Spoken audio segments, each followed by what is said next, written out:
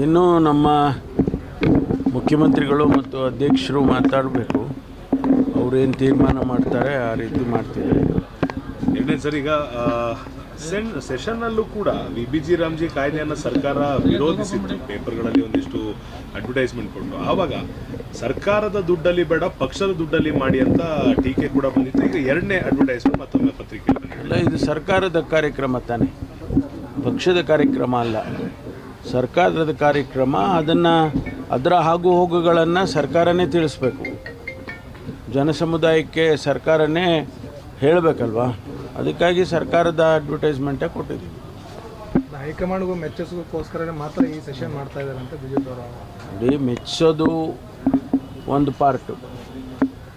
High command ಏನು ಹೇಳುತ್ತೋ ಆ ಕೆಲಸ ಮಾಡ್ತೀವಿ. ಒಂದು ದೇಶಾದ್ಯಂತ ಆಗಿರ್ತಕ್ಕಂಥ ಬೆಳವಣಿಗೆ ಇದೇನು ಬರೀ ಕರ್ನಾಟಕಕ್ಕೆ ಸೀಮಿತ ಆಗಿಲ್ಲ.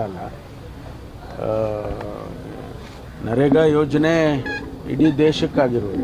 ಅದಕ್ಕಾಗಿ ನಾವು ಆಲ್ ಇಂಡಿಯಾ ಕಾಂಗ್ರೆಸ್ ಪಕ್ಷ ತೀರ್ಮಾನ ತಗೊಂಡಿದೆ, ಇದನ್ನು ವಿತ್ಡ್ರಾ ಮಾಡೋದಕ್ಕೆ ಒತ್ತಾಯ ಮಾಡಬೇಕು ಅಂತ. ಕರ್ನಾಟಕದಲ್ಲೂ ನಾವು ಮಾಡ್ತಾ ಇದ್ದೇವೆ. ಅದರಿಂದ ಯಾರನ್ನೂ ಮೆಚ್ಚಿಸೋ ಅಂಥ ಪ್ರಶ್ನೆ ಅಲ್ಲ ಇದು. ಜನಸಮುದಾಯಕ್ಕೆ ಆಗ್ತಕ್ಕಂಥ ಅನ್ಯಾಯದ ಬಗ್ಗೆ ಅವರಿಗೆ ತಿಳಿಸ್ಬೇಕಾಗುತ್ತೆ. ಈ ರೀತಿ ಆಗ್ತಾ ಇದೆಯಪ್ಪ ಅಂತ ಹೇಳಿ ಅದನ್ನು ಮಾಡಿದ್ದಾವೆ ಅಷ್ಟೇ. ಸಿ.ಜೆ. ರಾಯ್ ಸೂಸೈಡ್ ವಿಚಾರವಾಗಿ ಪಿಣರಾಯಿ ವಿಜಯನ್ ಅವರು ನಿರ್ಮಲಾ ಸೀತಾರಾಮನ್ ಅವರು ಒಂದು ಲೆಟರ್ ಬರೆದಿರುತ್ತೆ, ಜುಡಿಷಿಯಲ್ ಎನ್ಕ್ವೈರಿ ಆಗಬೇಕು ಅಂತ. ಸೊ ನೆಕ್ಸ್ಟ್ ಪ್ರೋಸೆಸ್ಸು ಆ ಕಡೆಯಿಂದ ಇಲ್ಲಿಗೆ ಅವರು ನಾನು ಅದು ಪತ್ರ ಬರೆದಿದ್ದಾರೆ ಅನ್ನೋದು ಗೊತ್ತುಬಿಟ್ಟು ಕಂಟೆಂಟ್ ಗೊತ್ತಿಲ್ಲ. ಆದರೆ ಅವರು ತೀರ್ಮಾನ ಏನು ಮಾಡ್ತಾರೆ ಕಾಯ್ದು ನೋಡೋಣ.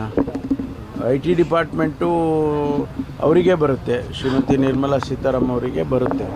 ಅವರೇನು ಜುಡಿಷಿಯಲ್ ಎನ್ಕ್ವೈರಿ ಆದೇಶ ಮಾಡ್ತಾರಾ ಅಥವಾ ಇನ್ನೊಂದೇನು ಮಾಡ್ತಾರಾ ಅದು ಗೊತ್ತಿಲ್ಲಲ್ಲ. ಅದನ್ನು ತಿರ್ಕೊಂಡು ನೋಡೋಣ. ನಾವು ಮಾಡೋದು ರಾಜ್ಯ ಮಟ್ಟದಲ್ಲಿ ಒಂದು SIT ಮಾಡಿದ್ದೀವಿ. ಆ SIT ತನಿಖೆ ಪ್ರಾರಂಭ ಮಾಡಿದ್ದಾರೆ. ಅದರಲ್ಲಿ ಏನು ಬರುತ್ತೆ ವರದಿ, ಅದನ್ನು ನೋಡಿ ಆನಂತರ ನಾವು ತೀರ್ಮಾನಗಳು ಮಾಡ್ತೀವಿ.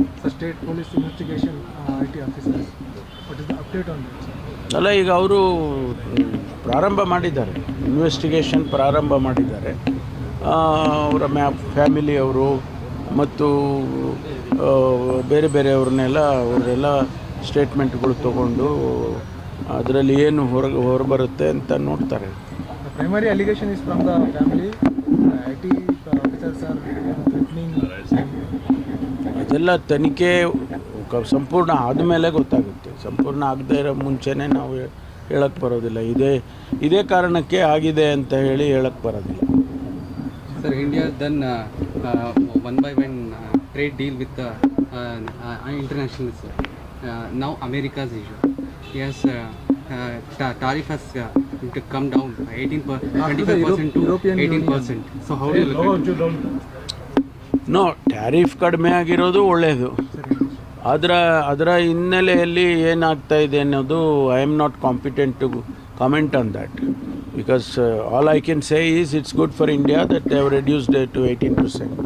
But what the other factors involved in it, politically or international policy, foreign policy, I am not competent to comment on that. After the communication between PM Modi and Trump, Congress also slants, even Jairam Ramesh also slants that against Modi. So how do you look at that, sir? No, nobody is happy with Modi attitude and international foreign policies.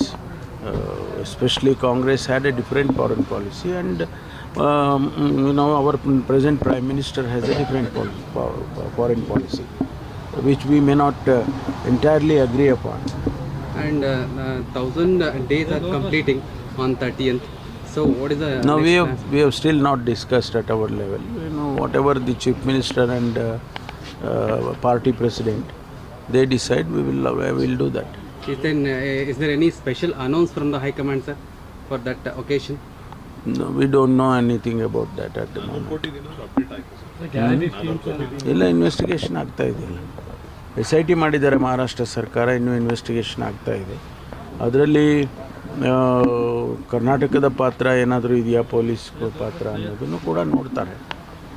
let them complete the SIT formalities.